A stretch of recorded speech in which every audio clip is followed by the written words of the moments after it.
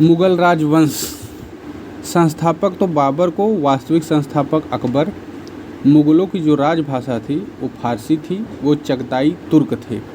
आगरा राजधानी बनाया था उन्होंने।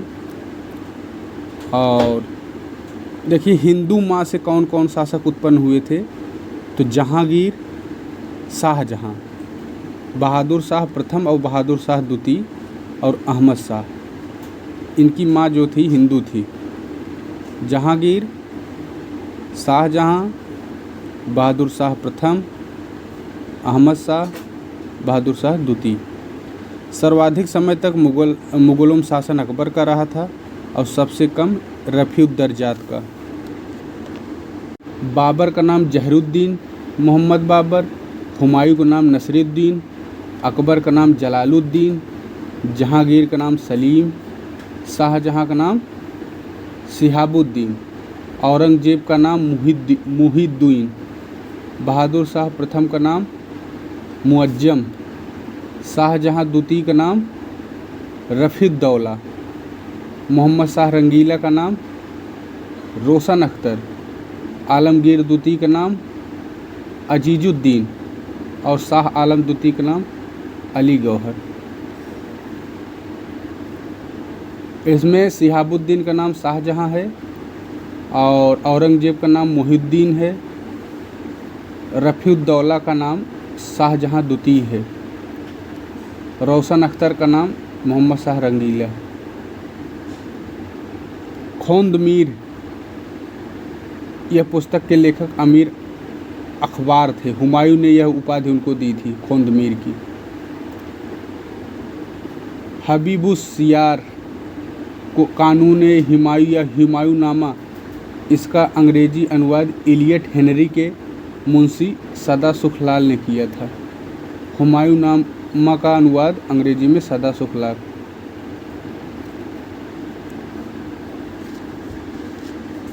मिर्ज़ा हैदर दुगलात यह कश्मीर का शासक और बाबर का चचेरा भाई था। इसने तारीख़-ए-रशीदी पुस्तक की रचना हुमायूं के काल में पूर्ण की थी। मिर्ज़ा हैदर दुगलात, इसका अंग्रेजी अनुवाद history of Mughals of central Asia के नाम से हुआ है।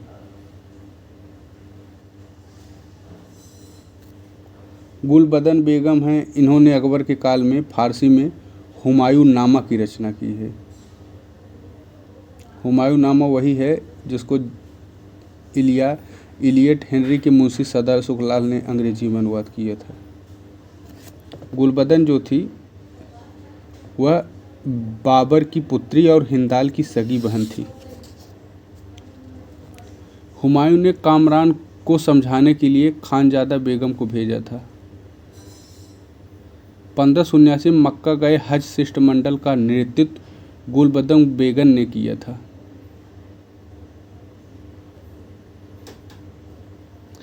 तज़किरात उल वाक़ियात, इसकी रचना अकबर के समय हुई थी।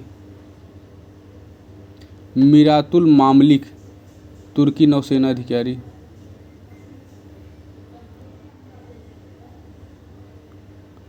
वायजीद बयात, तज़किरा-ए-हुमायूं व अकबर के लेखक वायजीद बयात अकबर की जीवनी लिखने वाला पहला व्यक्ति था। निजामुद्दीन अहमद, इसका नाम निजामी था। निजामी ने ही खलीफा का षड्यंत्र का उल्लेख किया है।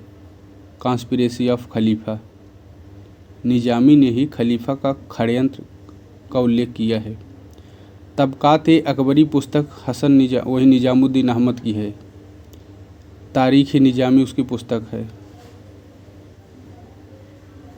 निजामी जो था अकबर का मीर बख्शी था।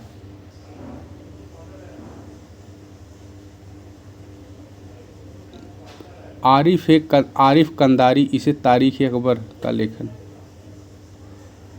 अब्दुल कादिर बदायूनी, इसका जन्म जो है अब्दुल कादिर बदायूनी का टोडा या टोडभीट राजस्थान में हुआ था। कादरी इसका उपनाम था। इमाम अकबर शाह भी। बदायूनी हल्दी घाटी युद्ध में गाजी खिताब प्राप्त करने हेतु सम्मिलित हुआ था। इस युद्ध का वह आंखों देखा विवरण देता है। अब्दुल कादिर बदायूनी। मुंतखब उल तवारीख इसकी पुस्तक है, हिंदुस्तान इतिहास का बारे में है। बदायूनी योद्धा अकबर का घोर आलोचक था। तारीख़-ए-अल्फ़ी अकबर ने इस्लाम के 1000 वर्ष पूर्ण होने के उपलक्ष्य में इस पुस्तक को लिखवाया था।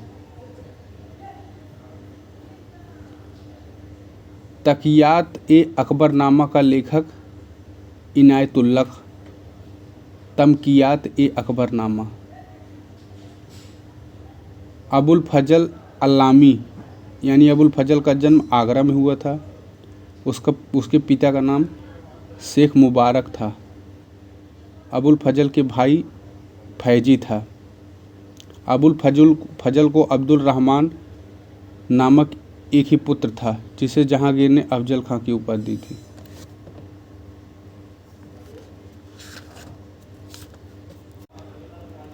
अकबरनामा का शोल। अबुल फजल ने अकबरनामा को गुलाब बाग की संज्ञा दी है। इसका अकबरनामा का अनुवाद हेनरी बेवरीज द्वारा 20वीं शताब्दी में आरंभ अकबरनामा का अनुवाद किया था। किसने? हेनरी बेवरीज ने अकबरनामा का अनुवाद किया था। अकबरनामा 3 भागों में है। तीसरा भाग ही इसका आईने अकबरी कहलाता है। अकबर की दीन-ए-इलाही का पुरोहित अबुल फजल था। अबुल फजल ने फतेहपुर सीकरी में मदरसा-ए-अबुल फजल की स्थापना की थी। मदरसा-ए-अबुल फजल फतेहपुर सीकरी यही स्थापित किया था अबुल फजल ने। अबुल फजल ने हुमायूं की तुलना अरस्तू से की। शाहजहां ने राजकीय इतिहास के पद पर सर्वप्रथम मोहम्मद अमीन कज़विनी को, उसके बाद अब्दुल हमीद लाहौरी को नियुक्त किया था। यानी कज़विनी और लाहौरी यह राजकीय इतिहासकार थे शाहजहां के समय। इनायत खां, इसने शाहजहांनामा की पुस्तक का लेखन किया है। भगवान दास भी शाहजहांनामा का लेखक था। वृंदावन लुब्बत तवारीख़े हिंद के लेखक। वृंदावन। चहार चमन शाहजहां की शासन प्रणाली और उसकी वास्तविक कार्य प्रणाली पर चंद्रभान ब्राह्मण की चहार चमन सर्वश्रेष्ठ है। तो चहार चमन किसकी है? चंद्रभान ब्राह्मण की, जो कि शाहजहां की शासन प्रणाली के बारे में बताती है। इस पुस्तक में लेखक ने विजारत एवं वजीरों का उल्लेख किया है। वह एकमात्र हिंदू लेखक है जिसने अबुल फजल की शैली को संपूर्ण रूप से अपनाकर अपने विचारों को व्यक्त किया।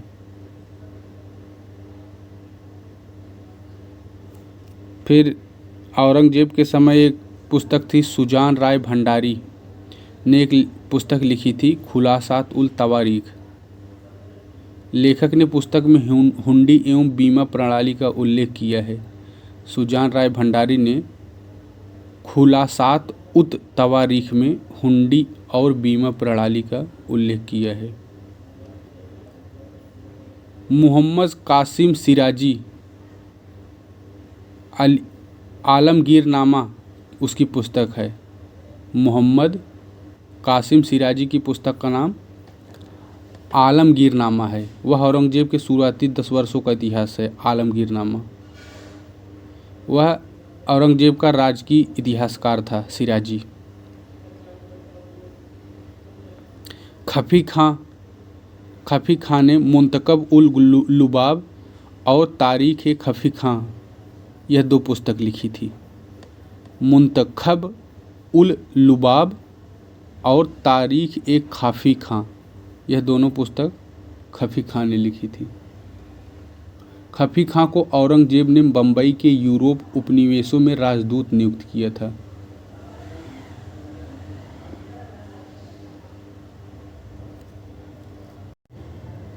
ईश्वरदास नागर एक लेखक हैं। ईश्वरदास नागर उनकी पुस्तक फारसी में है फुतुहात आलमगीरी।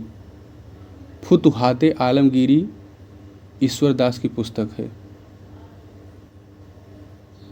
ईश्वरदास जय सिंह को औरंगजेब के अक्ल के ताले की चाबी कहता है।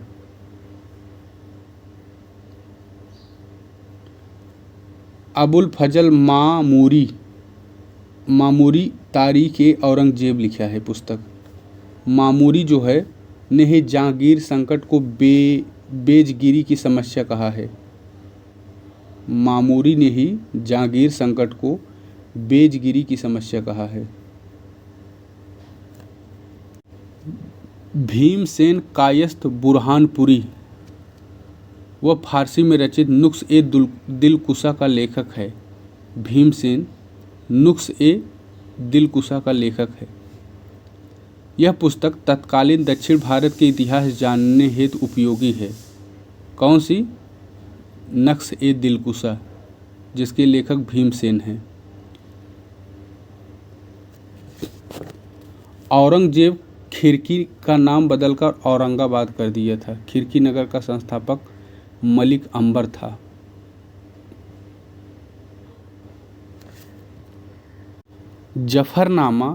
जफरनामा उन पत्रों का संकलन है जिसे गुरु गोविंद सिंह ने औरंगजेब को लिखा था। इंसा साहित्य मुगल इतिहास में पत्रों का संकलन इंसा साहित्य कहलाता था। गुरु गोविंद सिंह ने फारसी में जफरनामा की रचना की है। वही जफरनामा जो औरंगजेब और गुरु गोविंद सिंह के बीच। अकबर द ग्रेट मुगल के लेखक स्मिथ थे। अकबर द ग्रेट मुगल के लेखक स्मिथ। नाटककार जॉन ड्राइडन ने औरंगजेब को ट्रेजेडी में मुराद की पत्नी मेलिसिंडा के सती होने का विवरण देता है। John Dryden. मुगल काल में भारत पहुंचा प्रथम अंग्रेज फादर थॉमस स्टीवेंस था। जहांगीर के दरबार में प्रवेश करने वाला प्रथम अंग्रेज हॉकिंस था, जबकि दूसरा अंग्रेज पॉल कोनिंग था। पहला तो हॉकिंस था और दूसरा पॉल कोनिंग था। ओविंगटन ने 1690 में भारत की यात्रा की थी। मुगलों की पैतृक उपाधि मिर्जा थी। 1504 में काबुल विजय के पश्चात और 1507 में बाबर ने बादशाह की उपाधि चलाई थी। कब? 1507 में बादशाह की उपाधि चलाई थी बाबर ने।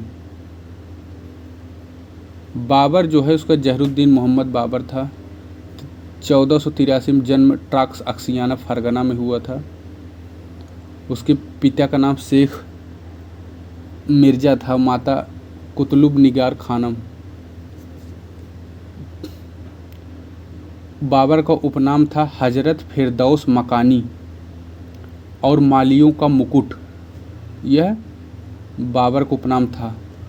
मालियों का मुकुट, हजरत फिरदौस मकानी। कलंदर उसकी उपाधि थी, धन वितरित करता था इसलिए। उसने अपने को स्वयं को खान कहा। बादशाह 1506 से 7 में काबुल विजय के पश्चात धारण की थी। फिर 26 में भी बादशाह की उपाधि धारण की। उसके पहले मिर्जा का नाम उसका था। खानवा की युद्ध 27 में हुआ, तब गाजी की उपाधि धारण की। बाबर को जीवनी लेखकों का राजकुमार कहा जाता है। आजीविका ढूंढने वाला सैनिक कहा जाता है बाबर को। बाबर नक्शबंदी सिलसिले का था। अहरार उसका गुरु था। फरगना की राजधानी अंदीजान थी।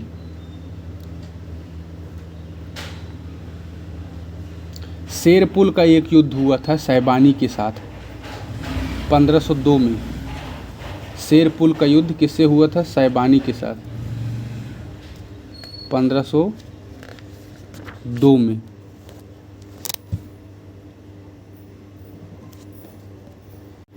बाबरनामा में 5 मुस्लिम शासकों और 2 हिंदू शासकों का उल्लेख है। हिंदू शासकों में विजयनगर का कृष्णदेव राय और मेवाड़ के राणा संग्राम सिंह का उल्लेख, यानी राणा सांगा का। बंगाल का समकालीन नुसरत शाह था। मालवा का शासक महमूद शाह था। गुजरात में मुजफ्फर शाह था। गुजरात में मोहम्मद शाह, बंगाल में नुसरत शाह। ये सब। अफ़गानों में पंजाब का सूबेदार दौलत खां लोदी था। इब्राहिम लोदी का चाचा आलम खां लोदी का प्रमुख विरोधी था। आलम खां की मदद गुजरात का शासक कर रहा था और कुछ ने तो उसे अलाउद्दीन के नाम से सुल्तान घोषित भी कर दिया था। दौलत खां ने अपने पुत्र दिलावर के नेतृत्व में एक प्रतिनिधि मंडल बाबर के पास भेजा था ताकि बाबर दिल्ली से इब्राहिम लोदी को हटाकर आलम खां लोदी को शासक बना दे। इसी दिलावर खां को बाबर ने खान खाना की उपाधि दी थी।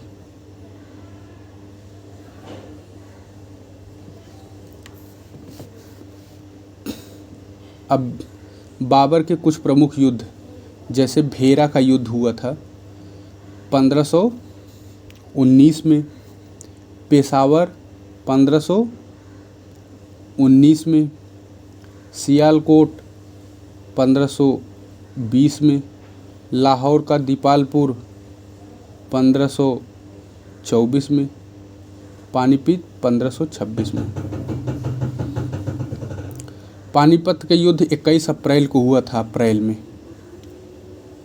1526। भेरा 1519, पेशावर 1519, भेरा पेशावर एक ही साल। सियालकोट 1520, लाहौर का दीपालपुर 1526, पानीपत 1524 और पानीपत 1526। पानीपत का युद्ध 1526 में 21 अप्रैल को तुगलमान विधि या उस्मानी या रोमी विधि का प्रयोग किया था। कोतल या इतमिश सेना। उस्ताद अली कुली बाबर के तोपखाने का प्रमुख था। मुस्तफ़ा तुर्क इसके बाद से जुड़ा।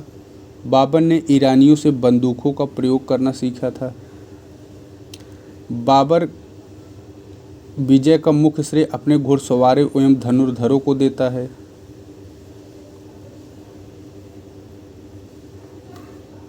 इब्राहिम लोदी दिल्ली सल्तनत का एकमात्र सुल्तान था जो कि रण क्षेत्र में मरा। बाबर ने पानीपत में ही ईंटों से इब्राहिम लोदी का मकबरा बनाकर उसे दफना दिया।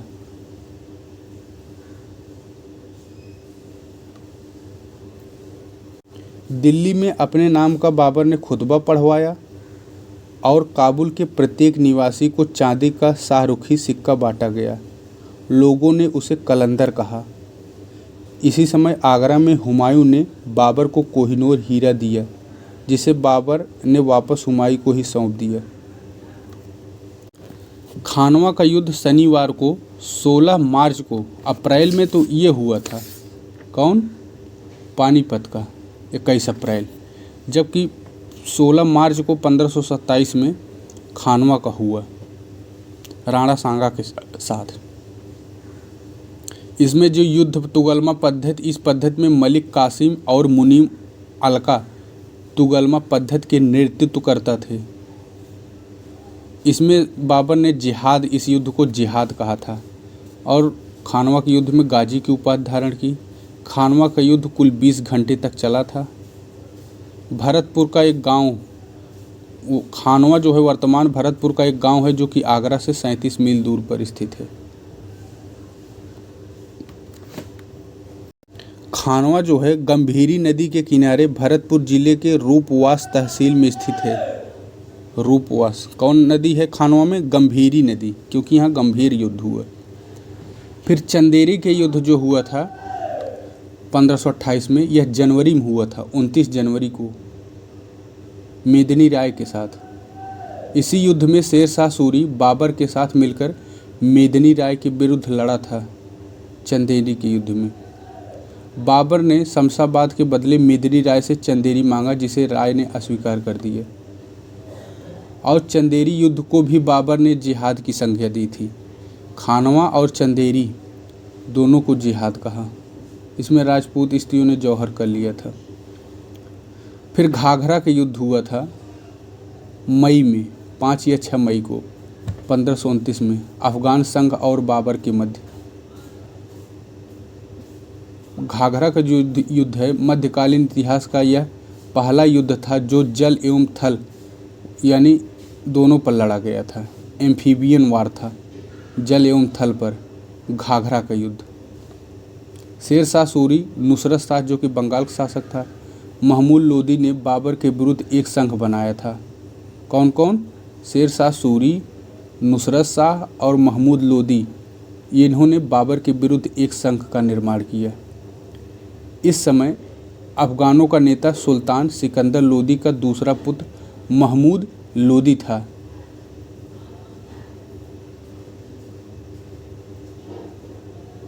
और बाद में समझौता हो गया और कर बिहार के अनेक क्षेत्रों पर अफगान सरदारों के हाथ बने रहा।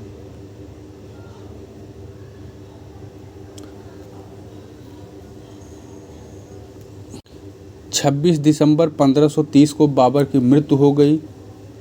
गुलबदन बेगम बाबर की अंतिम बीमारी का विस्तृत वर्णन देती है। बाबर की जो समाधि है आगरा के आराम बाग में से दफना दिया गया। शेर शाह के शासनकाल में उसकी पत्नी बीबी मुबारक यूसुफ जई ने उसकी अस्थियों को यहाँ से निकालकर काबुल दफनाया गया था। यानी पहले बाबर को आगरा में, फिर बाद में काबुल दफना दिया गया। निजामुद्दीन खलीफा पहला मुगल वजीर था। कौन? निजामुद्दीन खलीफा। उसे बाबर शाही भाग्य का प्रमुख स्तंभ कहता था। बाबर ने हुमायूं से कहा था, गौ हत्या से दूर रहना। दमन की तलवारों की अपेक्षा प्रेम और कर्तव्य की आस्था द्वारा इस्लाम का प्रचार कहीं अच्छी तरह से किया जा सकता है। हिंदुओं के प्रति सदा सहिष्णुता का व्यवहार करना। बाबर को एक विशिष्ट धार्मिक व्यक्ति भी कहा जाता है। भारत में ताश का प्रचार बाबर ने किया था। बाबर एवं अली शेरनवाई को संयुक्त रूप से उज़्बेकी तुर्की भाषा का जनक माना जाता है। बाबर और शेरनवाई को उज़्बेकी तुर्की भाषा का जनक माना जाता है। बाबर के साथ आए कवि थे अब्दुल वाहिद फरीगी, नादिर समरकंदी।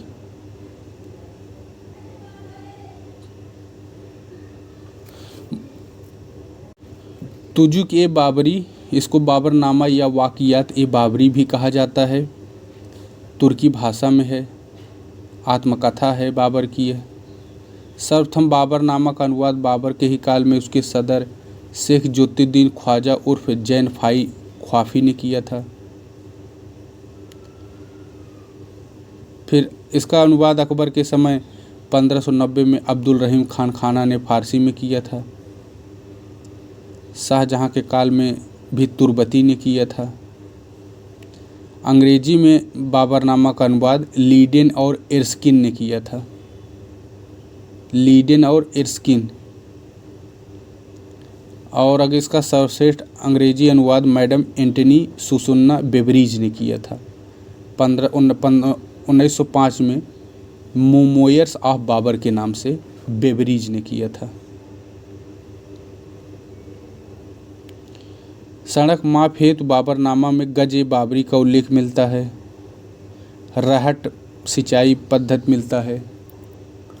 बाबरनामा में बाबर कहता है, भारत पहली, दूसरी एवं तीसरी जलवायु के बीच है, परंतु उसका कोई भी अंश चौथी जलवायु में नहीं है। असंख्य और अनंत कारीगरों का देश बाबर कहता है बाबरनामा में भारत को। बाबर प्रकृति प्रेमी था। वनस्पतियों एवं यहाँ के प्राणियों का वर्णन करता है। वह हिंदुस्तान में फलों, आम और पशु हाथियों का सर्वोत्तम मानता है। यहाँ के आम और हाथियों को बाबर कहता है, मैंने आगरा में जामती विद से नूर अफ़गान बाग लगवाया, काबुल में चांदी का शाहरुख और कंधार में बाबरी नामक सिक्का चलवाया। शाहरुख सिक्का जो था वो चांदी का था और कंधार में बाबरी सिक्का चलवाया। बाबर फारसी एवं तुर्की दोनों भाषाओं का ज्ञाता था। मुबैयान वो लिखता था, मुबैयान मसनवी ए मुबीन कहा जाता है। बाबर ने तुर्की गीतों की रचना का संकलन दीवान नाम से किया है। तुर्की गीतों की रचनाओं का संकलन दीवान नाम से किया। बाबरी लिपि शैली का आविष्कार बाबर ने किया था। इस लिपि में कुरान लिखकर मक्का भेजा था। रिसाला ए वालदिया को तुर्की पद्य में लिखा था। रिसाल ए उसज को खत ए बाबरी भी कहा जाता है। रिसाल ए उसज को खत ए बाबरी भी कहा जाता है। बाबर ने न्याय पर भी एक पुस्तक लिखी थी। माहम सुल्ताना हुमायूं की माँ थी। गुलरुख बेगम कामरान एवं अस्करी की थी।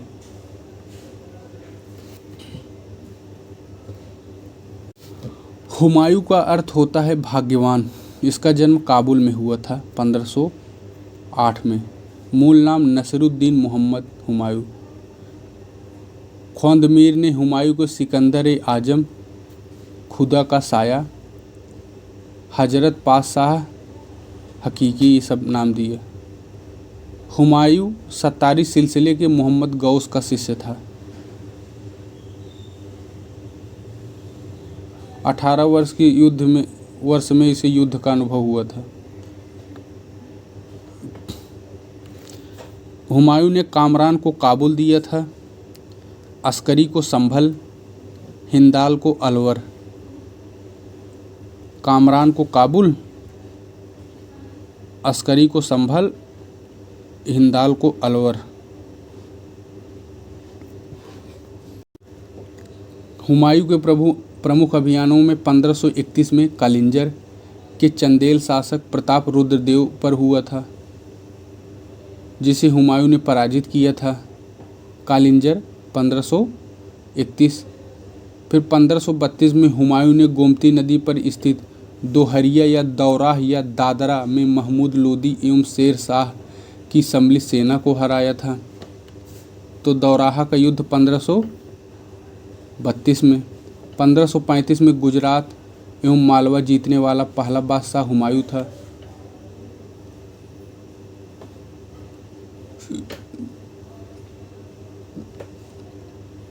चुनार का दुर्ग, इस दुर्ग को पूर्वी भारत का प्रवेश द्वार कहा जाता है। चुनार के दुर्ग को पूर्वी भारत का प्रवेश द्वार। 1532 में हुमायूं ने चुनाव दुर्ग जीतने का असफल प्रयास किया। 1538 में शेर खान ने बंगाल की राजधानी गौड़ को जीत लिया। चौसा या बक्सर का युद्ध 26 जून 1539 में गंगा एवं कर्मनाशा नदी के बीच हुआ, हुमायूं और शेर शाह के बीच। इसी युद्ध के पश्चात शेर खान ने अपने को शेर शाह की उपाधि धारण की। चौसा के युद्ध में अपने नाम का खुतबा पढ़वाया और सिक्का चलवाया था। कन्नौज का युद्ध मई 1540 में बिलग्राम में है। कन्नौज के बिलग्राम में हुआ था। इसको बिलग्राम का युद्ध भी कहा जाता है। इसी युद्ध को निर्णायक युद्ध का दर्जा माना जाता है। हुमायूं और शेर शाह के मध्य हुआ था ये भी। चौसा और कन्नौज दोनों हुमायूं और शेर शाह के मध्य।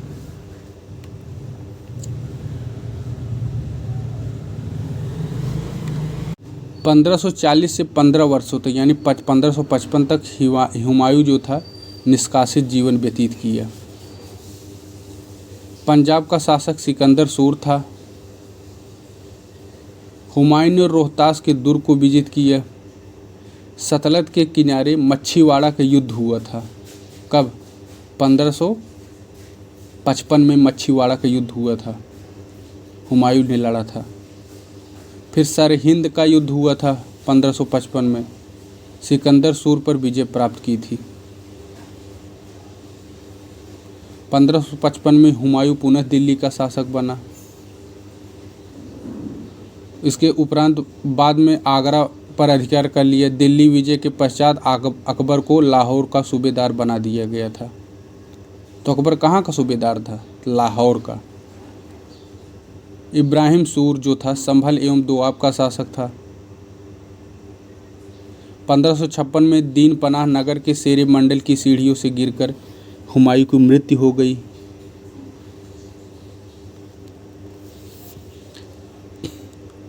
हुमायूं को मकबरा पत्नी हाजी बेगम ने हुमायूं के मकबरे का निर्माण दिल्ली में करवाया। मकबरे को ताजमहल का पूर्वगामी एवं एक वफादार बीबी की महबूब नामा पेशकश कहा जाता है।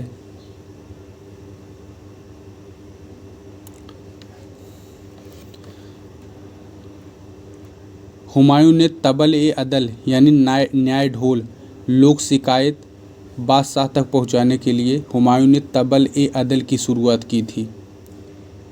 उसने एक आनंद महल कालीन बिसाते निषाद बनवाया। यानी तबल ए अदल किसका है? हुमायूं की। वो 7 दिन 7 रंग का कपड़ा पहनता था। उल बचका नामक कोट का प्रचलन करवाया। हुमायूं अपने अमीरों एवं सरदारों को अहले दौलत, अहले सादात एवं अहले मुराद की 3 श्रेणियों में विभाजित किया था। अहले दौलत, अहले सादात, अहले मुराद। 1533 में हुमायूं ने दिल्ली में दीन पनाह नगर की स्थापना की थी।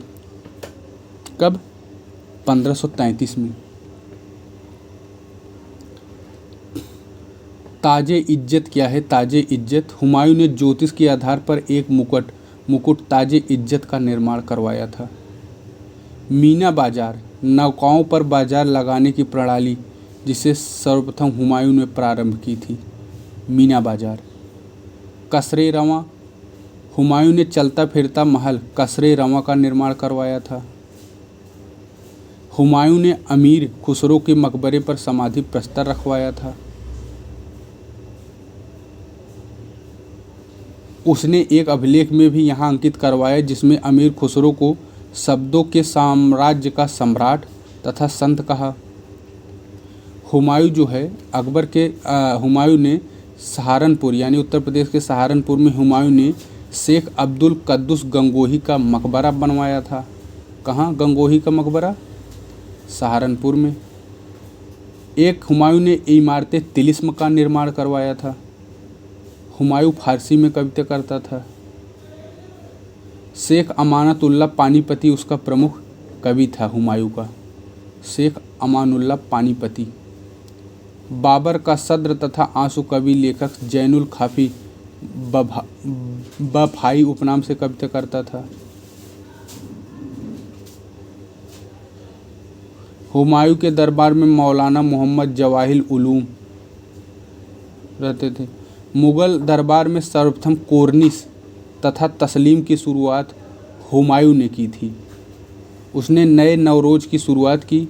वह तुलादान भी मनाता था। यह हुमायूं के कुछ कार्य थे, कोर्निश, तस्लीम और नवरोज। हमीदा बानो बेगम उसकी पत्नी थी, दूसरी पत्नी अकबर की माता थी।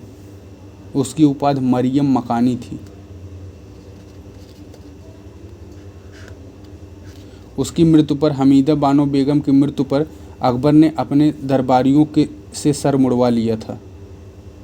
हिंदू यानी प्रथा को मानता था। बेगा बेगम भी थी उसकी पहली पत्नी हुमायूं की। हज किया था इसलिए हाजी बेगम कहलाई। फिर सूदुती अफगान या सूरवंश 1540 से 1555 तक रहा। इसके बारे में जानकारी हमें तोहफा ए अकबर शाही, तारीख ए शेर शाही तथा बादशाह अकबर के आदेश पर अब्बास खां सरवानी ने फारसी में पुस्तक की रचना की। वाक़ियात मुस्ताकी के लेखक रिज़कुल्लाह ने इस पुस्तक में बताया है। शेर शाह सूरी 1540 से 45 तक रहा शासक। हिसार फिरोजा में उसका जन्म हुआ था। नरनौल फरीद नाम था। सासाराम का जागीरदार था। शेर शाह सुल्तान ए आदिल की उपाधि थी। उसकी उपाधियाँ थी हजरत आला, शेर खां, शेर शाह। यह शेर शाह की उपाधि उसने चौसा विजय के पश्चात ली थी। हैदर दूती उसकी उपाधि थी शेर शाह सूरी की।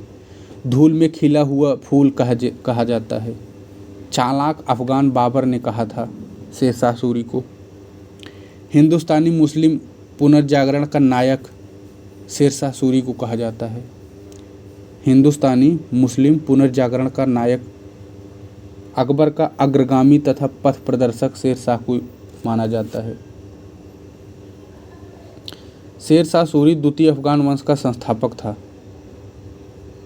वह अश्व व्यापारी इब्राहिम सूर का पोता था।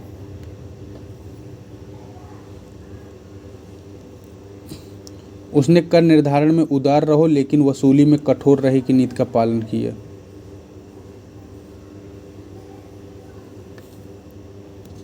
जमाल उसका शिक्षक था। चंदेरी अभियान में बाबर का सहयोग दिया था शेर शाह सूरी ने।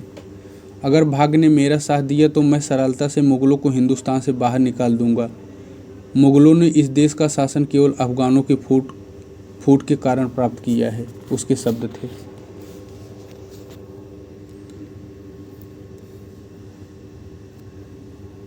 धन प्राप्त करने के लिए लाड मलिका और गौहर गुसाई जैसे विधवाओं से विवाह किया था। गौहर गुसाई और लाड मलिका से चुनार का किला प्राप्त हुआ था। लाड मलिका से विवाह के उपरांत उसे पूर्वी भारत के प्रवेश द्वार के नाम से विख्यात चुनार का किला मिला था। लाड मलिका से जब उसने शादी किया, लगभग इसी समय बीबी फतह मलका ने उसे अपनी संपत्ति का वारिस घोषित कर दिया था। सूरजगढ़ का युद्ध 1534 में लड़ा गया था किउल नदी के तट पर। शेर खां ने बंगाल के शासक मोहम्मद शाह को हरा दिया था।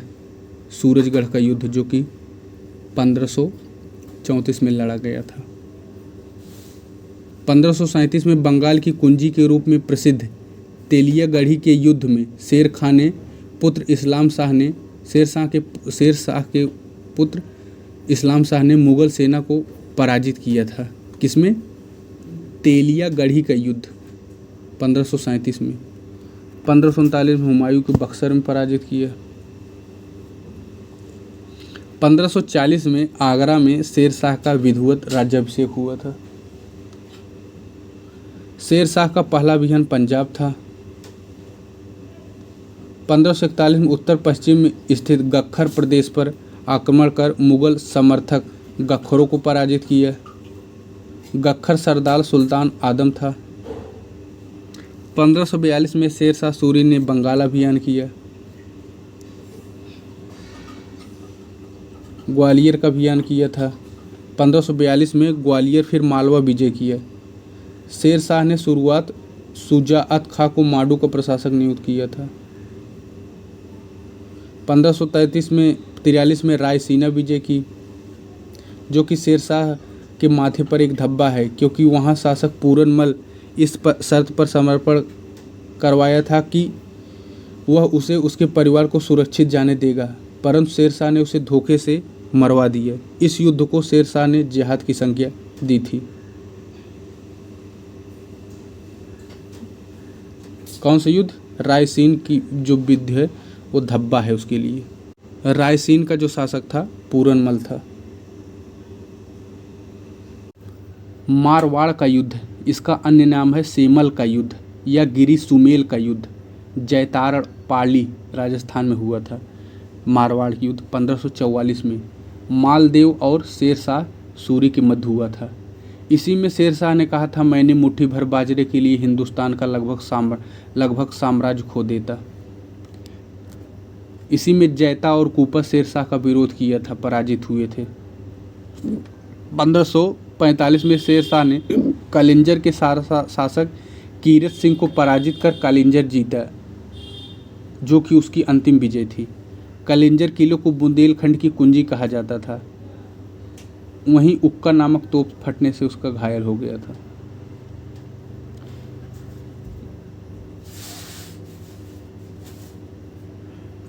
शेर शाह प्रतिदिन दीवाने वजारत में राज्य के आय एवं व्यय संबंधी चिट्ठी देखता था। शेर शाह जो है परगने के ऊपर सिख होते थे उसके समय, जिन्हें सरकार कहा जाता था और उन्हें सिकदार कहा जाता था। सिकदारे सिकदारान सरकार का सर्वोच्च पद था।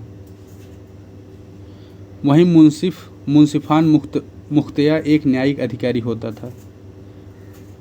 शेर शाह ने बंगाल में नवीन प्रणाली लागू किया था। कहाँ? बंगाल में नवीन प्रणाली। शेर शाह की प्रशासनिक व्यवस्था का आदर्श बंगाल में मिलता है। बंगाल का विभाजन 37 सरकारों में किया था। परगना प्रशासन यहाँ सिकदार मुंसिफ रहता था। ग्राम में मुकद्दम और पटवारी रहते थे। पुलिस व्यवस्था थी। शेर शाह ने स्थानीय अपराध हेतु उत्तरदायित्व का सिद्धांत लागू किया था। जमींदारू मतलब जो होगा तो वहाँ के उत्तरदायित्व होगा उन्हीं लोगों जिनके हाथ में वहाँ शक्ति है। अब्बास खां शेरवानी कहता है, शेर शाह के काल में एक बूढ़ी औरत सर पर सोने के जेवरों का टोकरा लेकर बिना किसी भय के यात्रा कर सकती है। शेर शाह ने चोरों एवं डाकुओं को शांति के संरक्षक के रूप में परिवर्तित कर दिया था। कानून गो का मत है। शेर शाह के प्रशासन में अधिकारियों के स्थानांतरण की व्यवस्था थी। उसने अधिकारों को अपने हाथों में अत्यधिक केंद्रीकृत कर लिया था। सैन्य प्रशासन अलाउद्दीन खिलजी की नीतियों को लागू किया। दाग एवं हुलिया को अपनाया था। सैनिकों की सीधी भर्ती करने का सिलसिला प्रारंभ किया था। 16 छावनियों में सेना का विभाजन किया था। दरिद्र पंगों एवं भिखारियों के लिए सेना में लंगर यानी मुफ्त व्यवस्था की थी। ब्रह्मजीत गौड़ शेर शाह का सबसे योग्य सेनापति था। कौन था? ब्रह्मजीत गौड़ उसका सेनापति था, शेर शाह सूरी का। ब्रह्मजीत गौड़। सैनिकों का नगद वेतन, जबकि अधिकारियों को जागीर के रूप में आवंटित, यानी सैनिकों को तो नगद दिया जाता था और अधिकारियों को जागीर। रैयतवाड़ी व्यवस्था लागू की थी। भूमि का सर्वेक्षण करवाया था। शेर शाह ने अहमद खां के माध्यम से, किसके? अहमद खां के माध्यम से भूमि का सर्वेक्षण। गज ए सिकंदरी का प्रयोग किया। खेतों की पैमाइश प्रतिवर्ष होती थी। जरीब।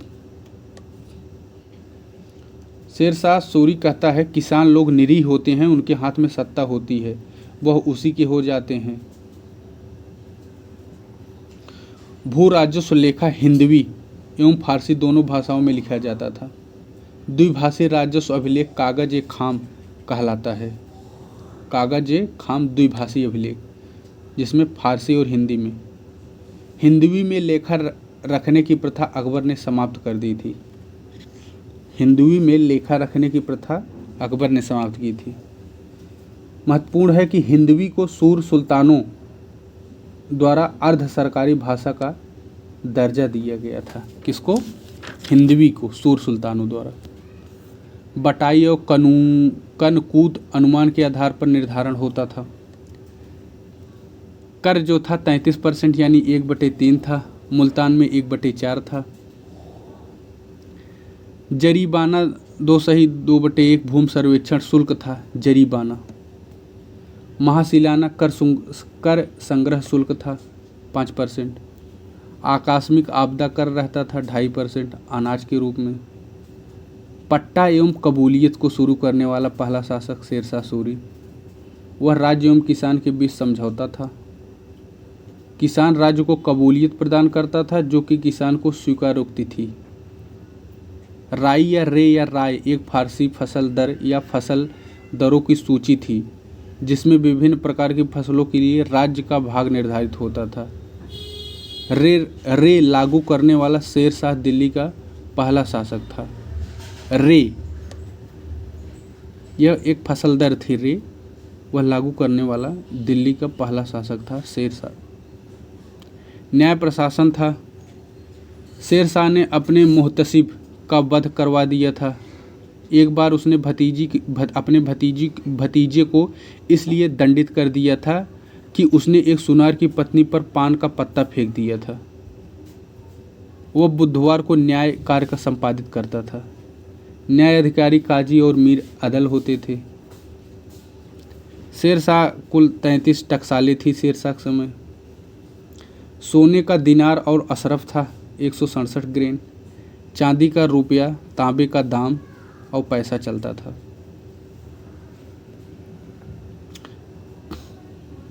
शेर शाह के सिक्कों पर अरबी एवं देवनागरी लिपि का प्रयोग। प्रथम 4 खलीफाओं के नाम के सिक्के भी मिलते हैं। उसने मिस्र धातु के सिक्के बंद करवा दिया था। शेर शाह का मुद्रा सुधार अस्थायी सिद्ध हुआ।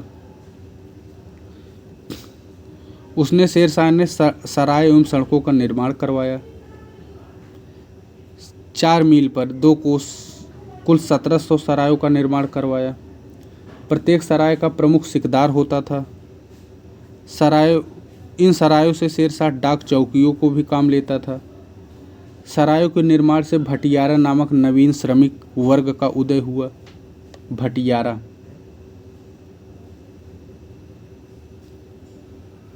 राजधानी दिल्ली में लंगर दान व्यवस्था स्थापित किया था। दरिद्रों अपाहिजों के लिए व्यवस्था किया था। एक रजिस्टर का विकास किया। गुजारा भत्ता मिलता था। 4 सड़कों का निर्माण करवाया था शेर शाह सूरी। 1500 कोस वाली लंबी लाहौर से सोनारगांव जाने वाली सड़क, जो प्राचीन काल में उत्तरापथ कही जाती थी, शेर शाह ने उसका नाम सड़क ए आजम कहा। बाद में ग्रांड टंक हो गया वह। दूसरी सड़क आगरा से बुरहानपुर तक थी। कहाँ से? आगरा से बुरहानपुर। तीसरी सड़क आगरा से जोधपुर एवं चित्तौड़ तथा चौथी सड़क मुल्तान से लाहौर। शेर शाह ने 2.5% सीमा शुल्क बंगाल एवं सिंधु तट पर केवल इन 2 करों को वसूला था। इतिहासकार डॉक्टर कानूनगो शेर शाह के आधुनिक जीवनीकार थे। इन्हें ही शेर शाह को प्रसिद्धि दिलाने का श्रेय प्राप्त है।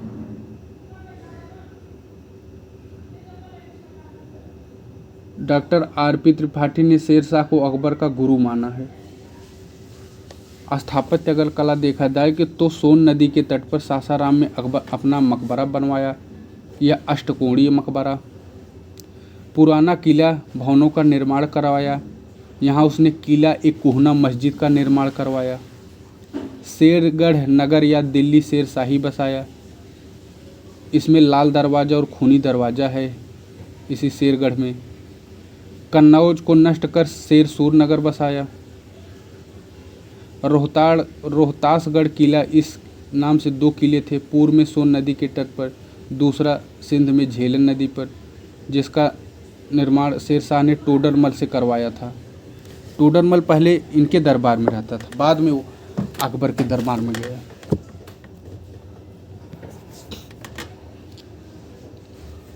फिर पद्मावत, कन्हावत, अखरावत एवं आखिरी कलाम के रचयिता जायसी शेर शाह के काल में हुए।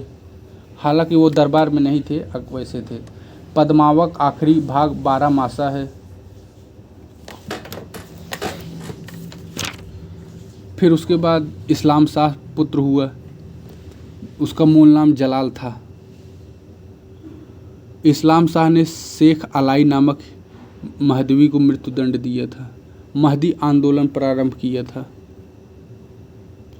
इस्लाम शाह के समय इस्लामिक कानूनों को संहिताबद्ध किया गया था।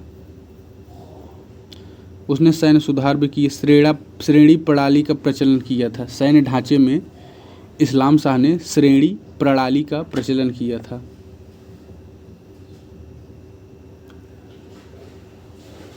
फिर एक शासक हुआ हेमू, जो कि हिंदू था। उसको बक्काल या विक्रमादित्य भी कहा जाता है। मूल नाम उसका हेमचंद्र था। हेमू ने 24 लड़ाइयाँ लड़ी थी, उसमें 22 में विजेता रहा था। वास्तविक नाम हेमचंद्र था। अलवर के देवली का निवासी हेमू सड़कों पर नमक बेचता था। उसे बक्काल कहा गया इसी कारण। वह जाति का धूसर या भार्गव था। स्वयं को गौड़ ब्राह्मण कहते थे। इस्लाम की शाह की सेवा में आया था।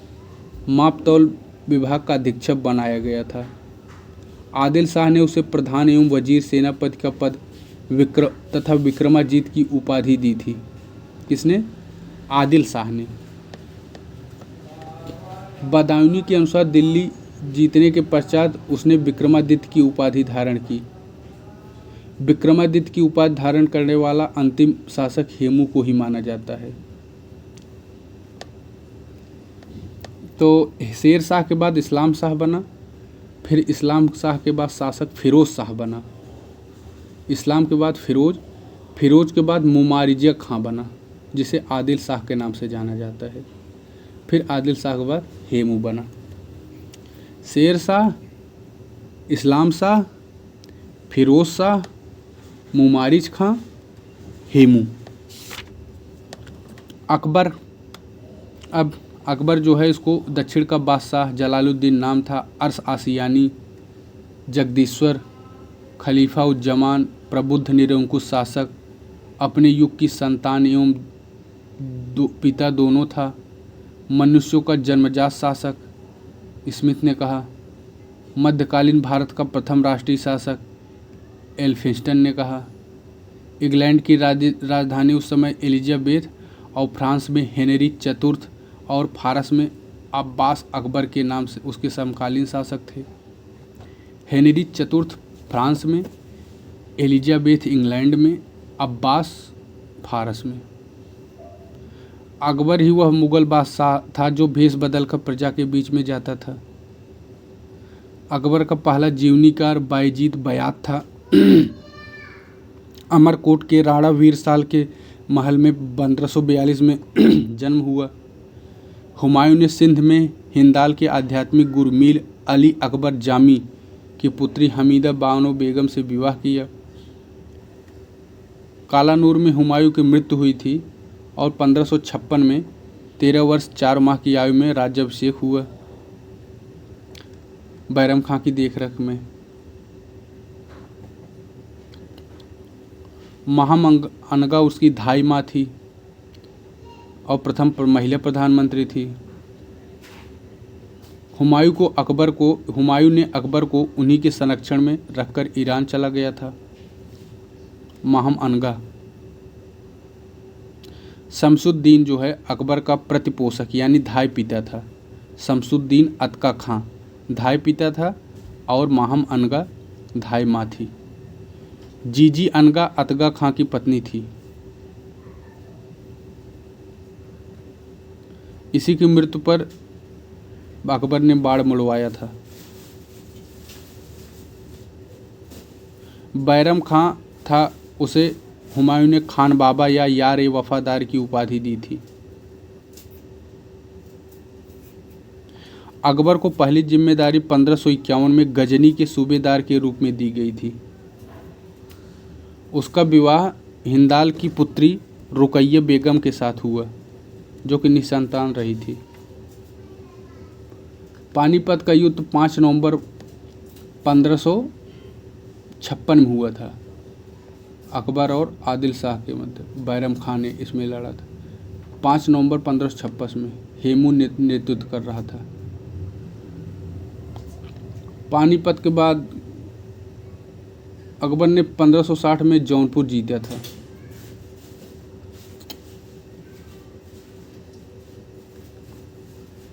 ब्यास नदी के तट पर हुए तिलवाड़ा युद्ध में बैरम खां को पराजित कर दिया था। अकबर ने बैरम खां की पत्नी सलीमा बेगम से विवाह किया और उसके पुत्र अब्दुल रहीम को अपना पुत्र माना।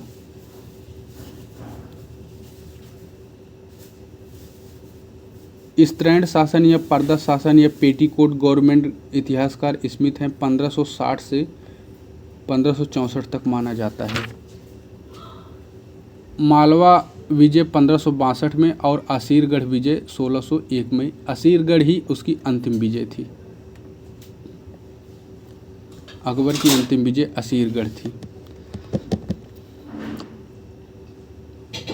मालवा का शासक बाज बहादुर था, उसकी राजधानी सारंगपुर थी। अधम खां के नेतृत्व में 1561 में मालवा अभियान हुआ था।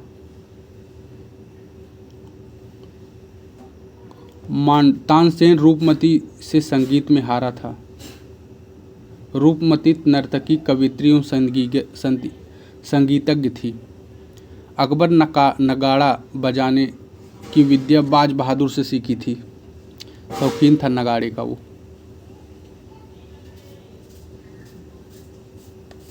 मेवाड़ का अभियान 1567 में किया था।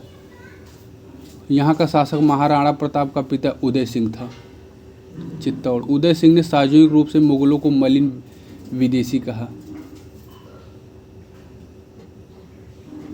जयमल एवं फत्ता, जयमल मीराबाई का चचेरा भाई था। फत्ता सिंह फत्ता को अधीन चित्तौड़ छोड़कर उदय सिंह पहाड़ियों की ओर भाग गया। जयमल एवं फत्ता की हाथी पर सवार मूर्ति आगरा किले के प्रवेश द्वार पर स्थापित किया गया। बाद में औरंगजेब ने इसे हटवा दिया था, युद्ध जब हुआ था। रणथंभौर एवं कालिंजर का विजय, सुरजन राय ने रणथंभौर जीता था। सुरजन राय एकमात्र शासक था जिसको अकबर ने तवारा वाद्य यंत्र बजाने की छूट दी थी। कालिंजर का दुर्ग रीवा के राजा रामचंद्र के अधिकार में था। रामचंद्र को इलाहाबाद के निकट जागीर प्रदान की गई। मंजूम खां को कालिंजर का प्रथम मुगल सूबेदार बनाया गया था। मंजून खां को कौन? मजनू खां या मंजून खां? मजनू खां को कालिंजर का प्रथम मुगल सूबेदार बनाया गया। रीवा से रामतनु पांडे नामक संगीतज्ञ अकबर के दरबार में आया था, जो कि आगे चलकर तानसेन के नाम से विख्यात हुआ। महाराणा प्रताप के माता का नाम जयवंती बाई और पिता का नाम उदय सिंह था। 1540 में जन्म, 1597 में मृत्यु, 57 साल की आयु में। राणा प्रताप सिसोदिया वंश के थे। 1572 में राणा प्रताप का राज्याभिषेक गोगुंडा में हुआ था। कहाँ? गोगुंडा में। राज्याभिषेक के एक वर्ष पश्चात विधि सम्मत रूप से कुंभलगढ़ में राज्याभिषेक समारोह हुआ, जिसमें महाराणा प्रताप का पूर्वगामी शासक के नाम से लोकप्रिय मारवाड़ नरेश राव चंद्रसेन भी उपस्थित था। राजधानी कुंभलगढ़। मृत्यु से पूर्व उसने चावड़ को नई राजधानी बनाया था। कौन?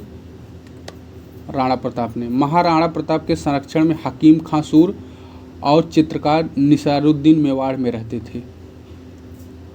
हकीम खां सूर और निसारुद्दीन, ये दोनों थे, इसके रहते थे।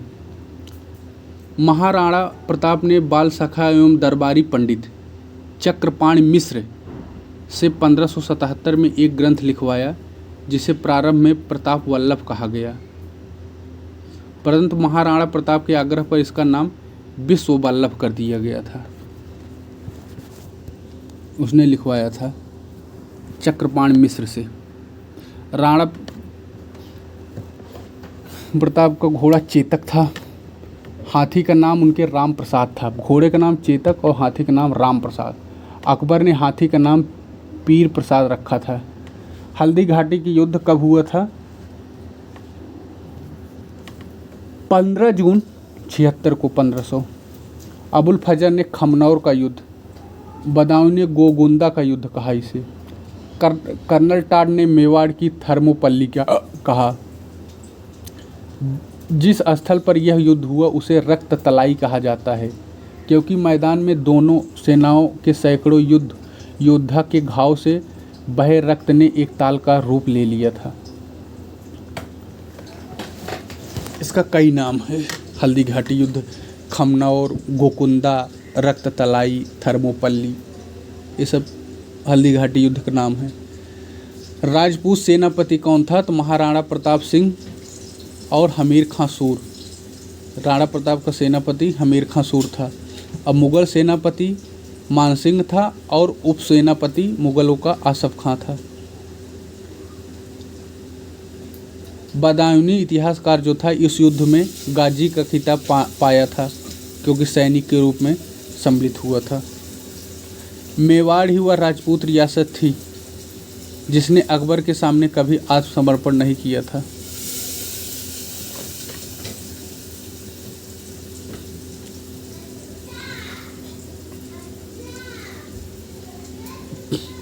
इसी समय जब राणा प्रताप का युद्ध हुआ था, उसके बाद 1575 में सिवान दुर्ग, जो कि मारवाड़ चंद्रसेन की शक्ति का केंद्र था, अकबर ने मेवाड़ पर हमला कर दिया। राणा प्रताप का भाई सगर अकबर से मिल गया था, सगर उसका नाम था, वो अकबर से मिल गया था। अकबर ने महाराणा प्रताप को मनाने हेतु 4 दूत मंडल क्रमशः जलाल खां कुरुची, मान सिंह, भगवान दास और राजा टोडरमल को भेजा था। मान सिंह से तो महाराणा ने मिलने से भी इनकार कर दिया था, लेकिन भगवान दास द्वारा लाया गया खिलत राणा ने पहन लिया और अपने पुत्र अमर सिंह को उसके साथ मुगल राजधानी भेजा था।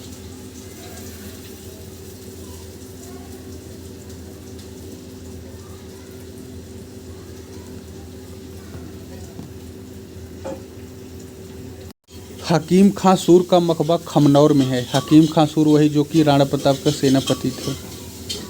अकबर ने राजपूत नीति गाजर एवं छड़ी के सिद्धांत पर आधारित थी। राजपूतों के वैदेशिक संबंधों का निर्धारण अब से बादशाह करेगा।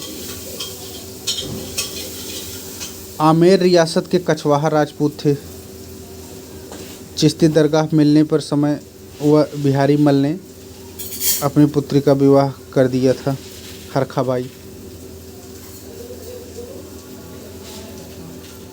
गुजरात जो अभियान है 1572 में हुआ था। वैदेशिक व्यापार को गति देने हेतु यहाँ के भड़ौज बंदरगाह पर अधिकार करना अनिवार्य था। पुर्तगालियों को नियंत्रित करना, क्योंकि वे हज यात्रियों को लूटते थे। गुजरात समस्त मुगल विद्रोहियों खासकर मिर्जाओं की शरण स्थली बन गया था। अकबर का अखिल भारतीय साम्राज्य निर्माण करने का इच्छुक था, इसलिए उसने इन सब कारणों से गुजरात पर आक्रमण किया था। अकबर के समय पुर्तगाली वायसराय डोम एंटोनियो दे नोरहान के दूत एंटोनियो काब्राल को कार्टाज प्राप्त हुआ था। अकबर के समय एंटोनियो काब्राल को गुजरात विजय के उपलक्ष्य में ही अकबर ने सीकरी नाम का फतेहपुर सीकरी शहर का निर्माण करवाया और बुलंद दरवाज़ा का निर्माण करवाया। सखरेज का युद्ध कब हुआ था? सखरेज का युद्ध 1584 में। आगे चलकर अब्दुल रहीम को गुजरात का सूबेदार बनाया गया।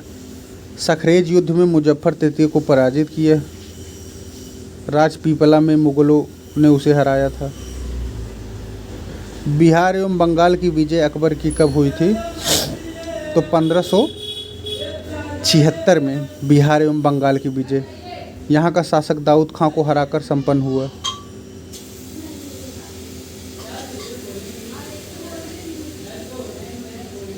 काबुल अभियान 1581 में शहजादा मुराद ने किया था। कश्मीर अभियान यहाँ पर चाक वंश का शासन था।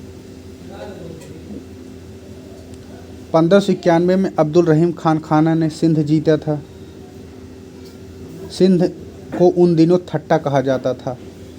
भक्खर ऊपरी सिंध की राजधानी थी। सिंध के तैमूरी शासक मिर्जा जानी बेग ने खुद को दरबार में आकर बंदेगान की स्थिति स्वीकार की। तो सिंध की विजय 1591 में अब्दुल रहीम खाना के नेतृत्व में। उड़ीसा की विजय जो थी 1592 में मानसिंह ने विजित किया था। कंधार की विजय 1558 में, 1592 में उड़ीसा की और 1558 में, कब? 58 में कंधार की। बलूचिस्तान की विजय 1595 में। अफगानों द्वारा बलूचिस्तान की विजय हेतु मीर मासूम को तैनात किया गया था। फिर दक्षिण अभियान किया। खानदेश जो कि नर्मदा एवं ताप्ती के बीच खानदेश राज्य बना था। खानदेश के फारूकी वंश की स्थापना मलिक राजा अहमद फारूकी ने की थी। बुरहानपुर राजधानी थी। खानदेश का नाम अकबर के दानदेश रखा गया था। दक्षिण के प्रवेश द्वार के नाम से खानदेश प्रसिद्ध था। खानदेश की विजय के उपलक्ष्य में अकबर ने स्वर्ण सिक्का चलवाया जिस पर 5 अंकन था। अहमदनगर विजय यहाँ का शासक बुरहान उल मुल्क था। चाँद बीबी बुरहान उल मुल्क की बहन थी। उसे चाँद खातूम या चाँद सुल्ताना भी कहा गया। चाँद बीबी बीजापुर की रानी थी, परंतु उसने अपने भतीजे को प्रशासनिक कार्य हेतु मदद देने के लिए अहमदनगर आ गई थी।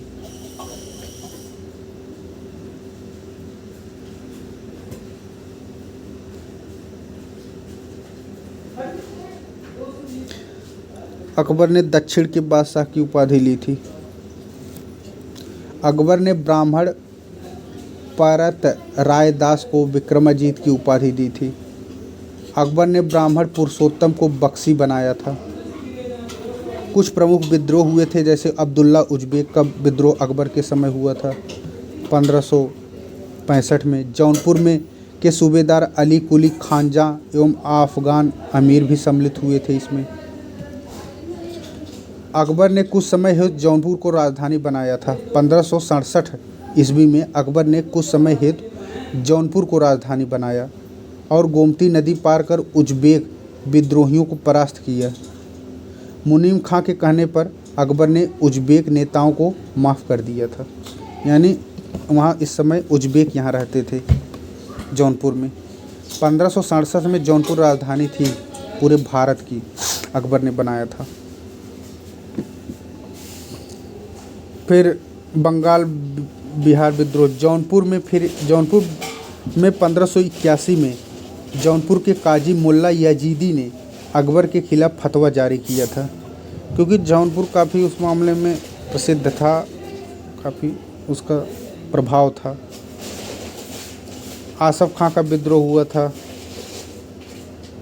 सलीम का विद्रोह हुआ था 1599 में। सलीम जो कि इलाहाबाद में आ गया, स्वतंत्र शासक की भांति दरबार लगाने लगा, अपने नाम का खुतबा पढ़वाया, सिक्का चलवाया। इसी समय सलीम ने गोवा के पुर्तगालियों से सैनिक सहायता प्राप्त करने का असफल प्रयत्न किया। सलीमा बेगम ने मध्यस्थता कर पिता एवं पुत्र में मेल करा दिया, यानी अकबर और सलीम के मध्य। अकबर उच्च कोट के मनोचिकित्सक राजा सलीवान से सलीम का इलाज करवाया। सलीम का विद्रोह अकबर के काल का अंतिम विद्रोह था। कब हुआ था? 1599 में। सुलह एक कुल की नीति अपनाता था। अकबर की धार्मिक नीति मंगोलों की यासा ए चंगेजी परंपरा से प्रभावित थी। कौन सी? यासा ए चंगेजी परंपरा। 1578 में अकबर को एक आध्यात्मिक अनुभव झेलम के तट पर भेड़ा नगर में कामराह के समय हुआ। वह स्थान जहाँ यह घटना हुई मक्का एक खुर्द कहलाया, छोटा मक्का। इबादत खाना यानी पूजा गृह का निर्माण 1575 में फतेहपुर सीकरी में करवाया। धार्मिक चर्चा के लिए प्रत्येक बृहस्पतिवार को रात में होता था चर्चा। इबादत खां सर्वधर्म संसद बनी थी। इसमें सब धर्मों के लोग भाग लेते थे, हिंदू, मुस्लिम, सिख, ईसाई, लेकिन बौद्ध भाग नहीं लेते थे।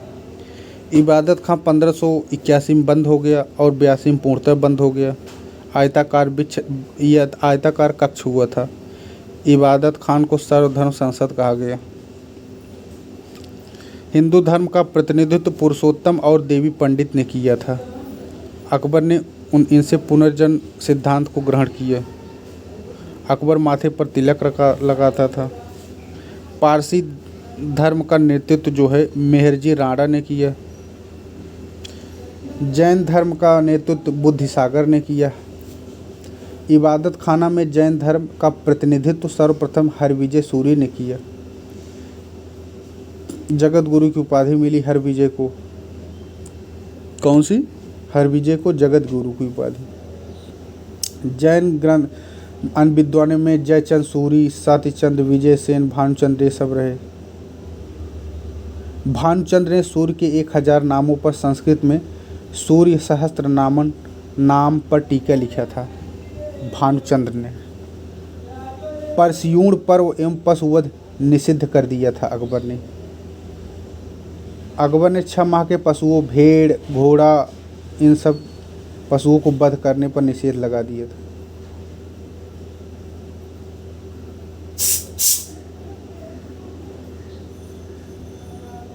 अकबर ने सौराष्ट्र में शत्रुंजय पहाड़ी पर स्थित आदिरेश्वर जैन मंदिर हर विजय को समर्पित कर दिया, जिसकी पुष्टि यहाँ के द्वारा स्थापित शिलालेखों से होती है। ईसाई अगर धर्मों को देखा जाए तो गोवा के पुर्तगालियों ने जैसे रोल्डोफ एक्वाविना, एंटोनी मोंसरेट, फ्रांसिस एनवेरिक्रीज ये सब रहते थे। प्रतिनिधिमंडल ने मुगल दरबार में 3 वर्ष व्यतीत किया। अकबर ने बेनेडिक्ट डी गोयस बेनेडिक्ट को दर-ए-गोज की उपाधि दी थी। बेनेडिक्ट भारत में एक पुर्तगाली सैनिक के रूप में आया था, परंतु बाद में वह पादरी बन गया। ईसाइयों से अकबर ने नैतिकता, दया एवं प्रेम भाव सीखा। उसने काम्बे, लाहौर, आगरा एवं हुगली में गिरजाघर बनवाने की अनुमति दी। कहाँ कहाँ? काम्बे, लाहौर, आगरा, हुगली में। आगरा में गिरजाघर निर्माण में राजकुमार सलीम ने उदारता से सहयोग दिया और वह अकबर बादशाह का गिरजाघर के नाम से प्रसिद्ध हो गया, जो आगरा में बना। खुतबा पढ़ना अकबर ने फतेहपुर सीकरी में जामा मस्जिद के मुख्य पुरोहित बैज को हटाकर स्वयं 1579 में खुतबा पढ़वाया था। कब? 1579 में। इस खुतबे की रचना फैजी ने की थी, कविता के रूप में हुई थी। खुतबे पढ़े जाने के बाद अकबर ने खलीफा उज जमन की उपाधि धारण की थी और इस उपाधि को धारण करने से वह खलीफा से स्वतंत्र हो गया। मजहर यानी ऐलान या अर्जी भी कहते हैं। मजहर पर घोषणा 1579 में। मजहर का प्रारूप शेख मुबारक ने मजहर को तैयार किया था। इसमें अकबर अमीर ए मोमिन, ईमानदारों का नेता, इमाम ए आदिल, न्यायप्रिय शासक कहा गया।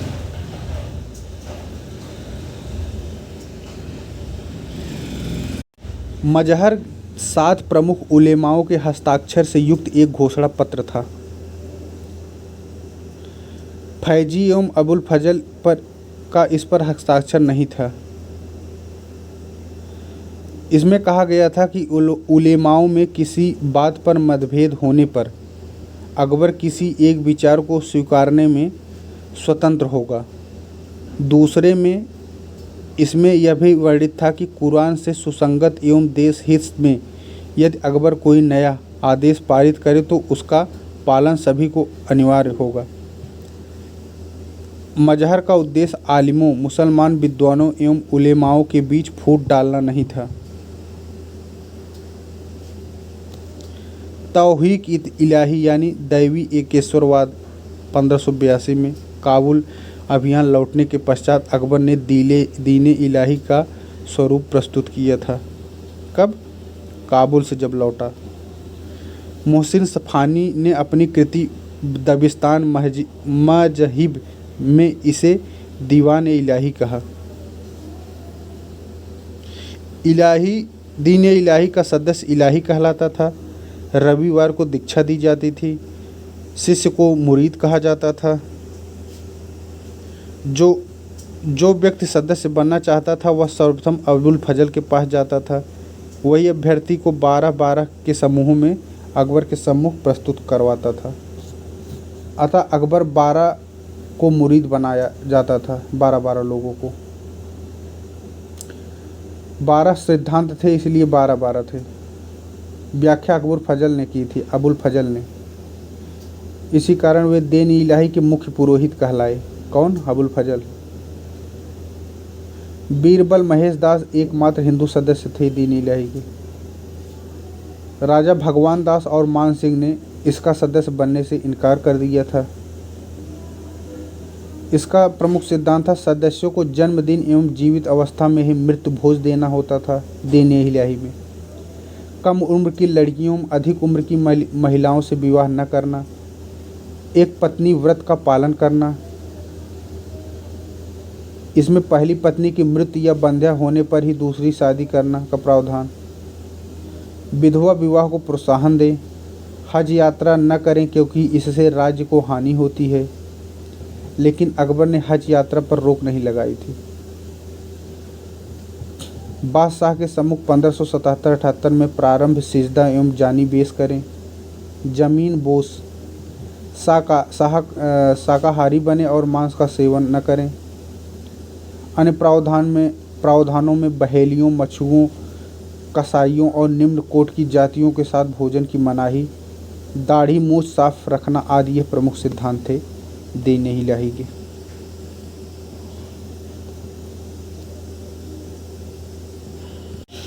अब यूरोपियों से संबंध, जैसे थॉमस स्टीवेंस जो था मुगल काल में आने वाला प्रथम अंग्रेज, 1579 में आया था, 40 वर्ष तक गोवा में रहा था। थॉमस स्टीवेंस संभवतः भारत में इतने दीर्घकाल तक रहने वाला पहला अंग्रेज था। राल्फ फिंच 1588 से 91 के बीच भारत में रहा था। आगरा एवं फतेहपुर सीकरी पहुंचने वाला प्रथम अंग्रेज व्यापारी राल्फ फिंच था। उत्तर भारत का प्रथम अंग्रेज यात्री वही था, राल्फ फिंच। उसे पायनियर श्री गणेश करने वाला कहा गया है। एलिजाबेथ का एक पत्र जो अकबर को संबोधित लेकर आया था। फिर न्यूबेरी के नेतृत्व में जेम्स स्टोरी चित्रकार था। विलियम लीड्स रत्न विशेषज्ञ और टाइगर नामक जहाज से भारत आए थे। कौन कौन? न्यूबेरी और जेम्स स्टोरी एवं विलियम लीड्स भारत आए थे टाइगर जहाज से। राल्फ फिंच पहला अंग्रेज यात्री था जिसने भारत के लोगों के विषय में उसके अनुसार फतेहपुर आगरा से बड़ा तथा आगरा फतेहपुर लंदन से भी बड़े हैं। फिर जॉन मिल्डन हॉल आया था 1599 से 1606 के समय, एलिजाबेथ उस समय शासन थी। जॉन मिल्डन हॉल 2 बार अकबर के दरबार में आया था। मोन्सेराट जो था एक पुर्तगाली था, फादर एक्वारूजे के साथ 1578 में अकबर के दरबार में। काबुल अभियान में वह अकबर के साथ आया था। मोन्सेराट को मुराद का शिक्षक बना दिया गया था। मोन्सेराट बाल नाई संप्रदाय का उल्लेख करता है।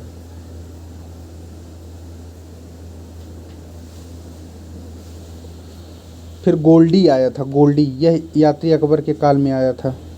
ईसाई मिशनरी आए थे, कुल 3 मिशनरी आए थे। 1580 में फतेहपुर सीकरी पहुंचा। एक्वाविया, मोन्सेराट, एक्विनरेज, एडवर्ड लेटोन, क्रिस्टोफर वागा, ये सब आए थे। अकबर जो है फतेहपुर सीकरी में हिंदुओं के लिए धर्मपुरा और मुसलमान एवं जोगियों हेतु खैरपुरा और जोगीपुरा भोजनालय केंद्रों का निर्माण करवाया। अकबर ने भिक्षावृत्ति खत्म करने का उपाय किया था। विवाह के लिए लड़का का उम्र 16 वर्ष और लड़कियों 14 वर्ष निर्धारित किया था।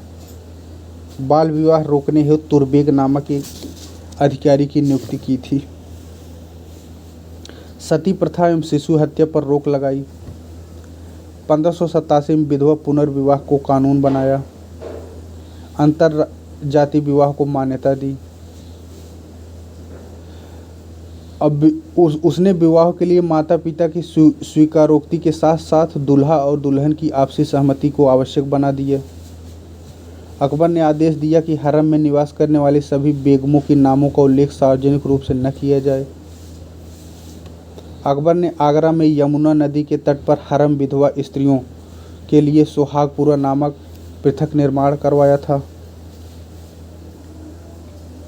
डच यात्री पेलसर्ट ने सोहागपुरा का उल्लेख किया है। उल्लेखनीय है कि बादशाह की विधवाओं न तो पुनर्विवाह की अनुमति थी न ही सती होने का। बादशाह की विधवाओं को न तो पुनर्विवाह की अनुमति थी न तो सती। 12 वर्ष की आयु से पहले खतना यानी सुन्नत करने का रोक लगा दिया। अकबर ने फतेहपुर सीकरी के बाहर वैश्याओं के लिए शैतानपुर नगर बसाया। अकबर ने नगरों में मदिरा का विक्रय और वेश्याओं का निवास निषिद्ध कर दिया था। अकबर एक नियम यह बनाया था, कोई भी व्यक्ति यदि इच्छुक व्यक्ति सरकारी अनुमति से वेश्याओं को अपनी जीवन संगिनी बना सकता था। उसने 1597 में कश्मीर में 55 अन्यायपूर्ण प्रथाओं को उन्मूलन कर दिया था। अकबर ने रविवार के दिन पशुवध पर रोक लगा दिया था। शैक्षणिक सुधार किए थे। अपने पुत्रों को हिंदी की शिक्षा देने की व्यवस्था की थी। मदरसों में हिंदू अध्यापकों की नियुक्ति की थी। कश्मीर में जैन आबदीन ने धर्मांतरित मुस्लिमों को हिंदू धर्म में पुनः लौटने की अनुमति दी थी। अपने शासनकाल के 45वें बार अकबर ने यह घोषणा की थी कि अपनी इच्छा के विरुद्ध किसी भी धर्म में धर्मांतरित कोई भी हिंदू अपने पूर्वजों के धर्म में वापस लौट सकता है। कब? 1545 वर्ष बाद उसने कहा था। अकबर ने मुस्लिम प्रेमियों से विवाह के लिए महिलाओं का धर्मांतरण की मनाही की। अकबर ने कांगड़ा स्थित नगरकोट के मंदिरों की मूर्ति को पुनः ढकने के लिए स्वर्ण छत्रक भेजा। उसने मस्जिदों को पुनः मंदिर में तब्दील करने की अनुमति दी थी, यानी जो मस्जिद बन गए थे मंदिर, फिर वो मंदिर बन सकते हैं। 1562 में दास प्रथा बंद और गुलामों के व्यापार पर पाबंदी लगा दी थी 1594 में। 1563 में अकबर ने मथुरा गया और वहाँ तीर्थ यात्रा कर की जानकारी हुई, अतः तीर्थ यात्रा कर हटा दिया था अकबर। कब?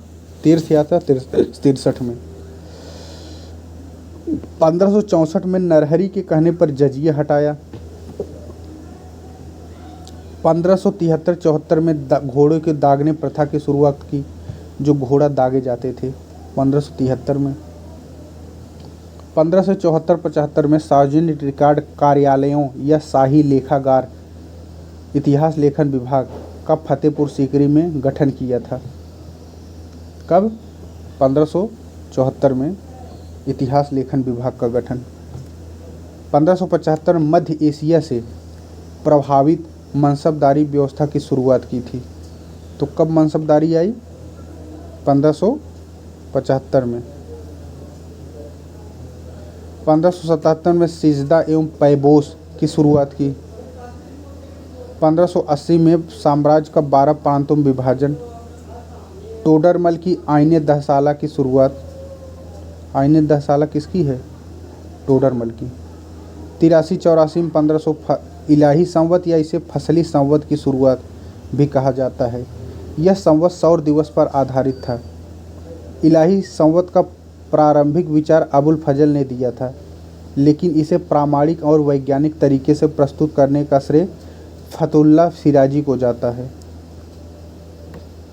1588 में गज ए इलाही या बीघा ए इलाही की शुरुआत। 1588 में। 1589 में अकबर ने कश्मीर की पहली यात्रा की। 1591 में सती प्रथा पर निषेध। झरोखा दर्शन सिजदा जमी बोस की शुरुआत करने का श्रेय अकबर को जाता है। झरोखा दर्शन, सिजदा और जमी बोस। अकबर ने तैमूरी शासक मिर्जा सुलेमान को अपने दरबार में संरक्षण दिया। अकबर के नवरत्नों में बीरबल को कविप्री भी कहा जाता था। इनका मूल नाम महेश दास था। बीरबल श्री ब्रह्म के नाम से कविताएं लिखते थे। कौन से नाम से? श्री ब्रह्म नाम से कविताएं लिखते थे बीरबल। यूसुफ जाइयों के विरुद्ध लड़ते हुए इनकी मृत्यु हुई थी। समुद्रगुप्त की प्रयाग प्रशस्ति पर बीरबल का नाम मिलता है। फिर फैजी थे, उन्हें कविराज भी कहा जाता था। कवि से दार्शनिक बन गए थे फैजी, अपना नाम फयाजी कर लिया था। अकबर ने फैजी को राजकवि पद दिया था। अनुवाद विभाग आगरा का पुस्तकालय का अध्यक्ष बनवाया था फैजी के नेतृत्व में। फिर तानसेन थे, इनका नाम रामतनु पांडे था मूल। बाद में इनका नाम मोहम्मद अता अली खां पड़ा था। इनकी उपाधि कंठाभरण, वाणी विलास यह उपाधि उनको अकबर ने दी थी। ग्वालियर का तानसेन सत्तारी सिलसिले के मोहम्मद गौस का अनुयायी था। इन्हीं की प्रेरणा से उसने इस्लाम धर्म स्वीकार कर लिया था। उसने ईरानी संगीत की शिक्षा मोहम्मद गौस से ली। तानसेन वृंदावन के संत हरिदास का शिष्य था। तानसेन को रीवा या कालिंजर के राजा रामचंद्र के दरबार में से लाने का श्रेय जलालुद्दीन कुर्ची को कालिंजर भेजा गया था। इसीलिए रुद्रवीणा की खोज तानसेन ने की थी। मियाँ तोडी राग बनाया था तानसेन ने। ग्वालियर में तानसेन की समाधि है। मान सिंह फिर नवरत्नों में थे। इनको मिर्जा राजा या फरजंद कहा जाता था। आमेर के कछवाहा राजपूत थे। मान सिंह का राज्याभिषेक पहले पटना में बाद में आमेर में हुआ। जहांगीर मान सिंह को बूढ़ा भेड़िया कहता था। अब्दुल रहीम खान खाना वही कवि, इनको रहीम के नाम से जाना जाता है। खान खाना अपने युग का भोज इनको कहा जाता है। इनका मकबरा दिल्ली की निजामुद्दीन बस्ती में है। 1527 में मृत्यु हुई थी 70 साल की उम्र में रहीम खान खाना की। राजा टोडरमल एक खत्री थे। दीवान अशरफ या दीवान आला का प्रमुख था। अबुल फजल ने टोडरमल को भोला बाबा कहा। मुल्ला दो प्याजा थे अबुल फजल और हकीम हुकाम अकबर के रसोइया थे। सिराजी था आज़ाद उल दौला, इसकी उपाधि थी। वैज्ञानिक सिराजी जो था ना, काफ़ी वैज्ञानिक प्रवृत्ति का था। अबुल फजल ने सिराजी की यांत्रिक आविष्कारों की चर्चा की। वैज्ञानिक एवं प्रामाणिक ढंग से इलाही संवत के निर्माण का श्रेय इसी को सिराजी को ही जाता है। नीलकंठ एक थे। इनकी उपाधि ज्योतिराकाय थे। अकबर ने यह उपाधि दी थी नीलकंठ को, ज्योति कराय। इनकी पुस्तक है ताजिक नीलकंठी और टोडरानंद। सलीम की जन्म कुंडली यही नीलकंठ ने बनाया था। अकबर की मृत्यु 1605 में अकबराबाद आगरा में है। अंत में उसने अपने शासन का मुख्यालय आगरा में स्थानांतरित कर दिया। अकबर पेचिश और अतिसार के कारण बीमार हुआ और मर गया। अकबर के प्रथम दो जुड़वा पुत्र हसन एवं हुसैन थे। इन दोनों की मृत्यु अल्पायु में ही हो गई थी, हसन और हुसैन। सलीम उसका तीसरा पुत्र था। इसके पश्चात मुराद और दानियाल हुए। मुराद यह अकबर का द्वितीय जीवित पुत्र था। अकबर ने मॉन्सराट को इसका शिक्षक नियुक्त किया था। 1599 में मुराद की मृत्यु अत्यधिक मदिरा सेवन से हो गई। दानियाल उसका एक पुत्र था। अकबर की तृतीय जीवित पुत्र जानियाल था। जन्म अजमेर में हुआ था दानियाल का। दानियाल के नाम पर ही अकबर ने खानदेश का नाम दानदेश रखा था। दानियाल हिंदी में कविताएं करता था। दानियाल हिंदी में कविताएं लिखता था। अकबर ने इसे अहमदनगर, बरार एवं खानदेश का सूबेदार बनाया। अत्यधिक शराब पीने के कारण इसकी मृत्यु हो गई थी। अकबर की पुत्रियां थी खानूम सुल्ताना, शुक्रनिसा बेगम।